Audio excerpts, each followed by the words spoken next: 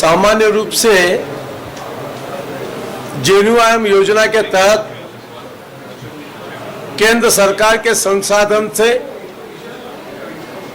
शहर में city bus का संचालन प्रारंभ हुआ। बस स्टॉप का भी निर्माण हुआ। किस रूट पे चलना चाहिए उसका मार्ग भी निर्धारित हुआ। लेकिन सिटी बस के टेंडर के बाद में जो एजेंसियां थी और जिस प्रकार का सिटी बस का संचालन होना था, जितनी बसें थी उसमें 30% बसें भी आज निगम के पास नहीं बची है।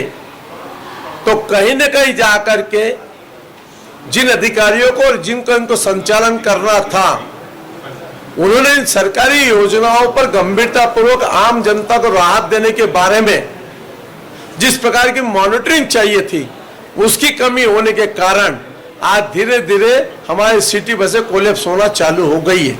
और इसलिए ये ध्यान आकर्षण किया हूं ताकि सरकार इन सब विषयों को गंभीरता से ले। नगर निगम ने अमृत मिशन के तहत 411 करोड़ रुपए समथिंग रायपुर के 24 वार्डों में खर्च किए। वहीं स्मार्ट सिटी के माध्यम से 200 करोड़ रुपए लगभग और खर्च हुए।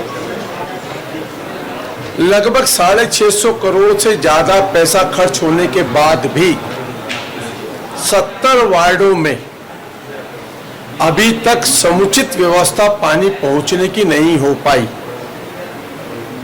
पहला प्रश्न यह है कि डीपीआर बनाई तो डीपीआर किसने बनाई? डीपीआर का परीक्षण हुआ क्या? तो विधानसभा के मेरे ही प्रश्न के उत्तर में यह जानकारी नगर निगम द्वारा दी गई कि हमसे किसी प्रकार का सत्यापन नहीं कराया गया। जब साइट का परीक्षण हुआ होगा तो कितनी पाइपलाइन डली पहले से और कितनी पाइपलाइन और डलना चाहिए, कितनी आवश्यकता है। सरकार की योजना बहुत अच्छी थी।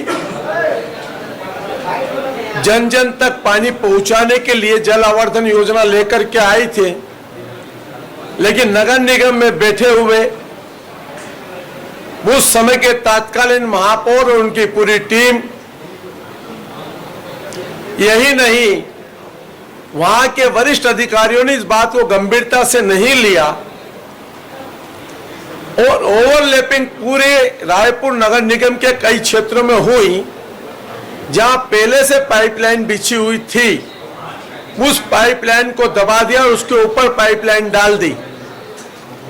मूल उद्देश्य यह था कि जन जन तक पानी पहुंचे, लेकिन अधिकारियों की मिली भगत के कारण, गंभीरता से नहीं लेने से आम जन तक जो सरकार की योजना का लाभ पहुंचना था, वो पानी पहुंचना था, उसमें कमी देखने को मिली है।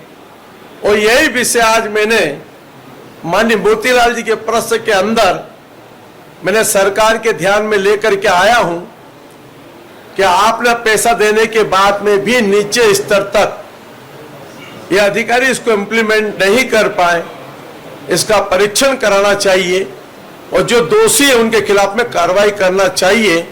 माननीय मंत्री जी ने कहा है कि आप इसके बारे में जो जानकारी मुझे दें, मैं जरूर इसके ऊपर कार्रवाई करूंगा। मैं माननीय मंत्री जी के प्रति भी धन्यवाद। पहले भी आप कह चुके हैं कि कार्रवाई हो नहीं रही है। मैं लगातार इस विषय को उठा रहा हूं।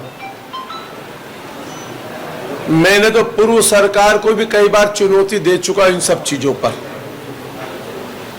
जो बंदरबाट चाहे स्मार्ट सिटी के पैसे की हुई हो, चाहे जल आवर्धन योजना के पैसे की हुई हो,